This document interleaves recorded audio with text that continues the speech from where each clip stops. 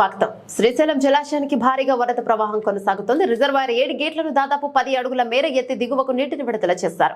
ప్రస్తుతం శ్రీశైలం జలాశయానికి ఇన్ఫ్లో 4,02,960 క్యూసెక్కులుగా ఉండగా అవుట్ఫ్లో 2,50,934 క్యూసెక్కులుగా ఉంది. పూర్తి స్థాయి నీటి మట్టం 885 అడుగులుగా ఉంది. ప్రస్తుతం 883.50 అడుగులుగా రిజర్వాయర్ నీటి మట్టం ఉంది.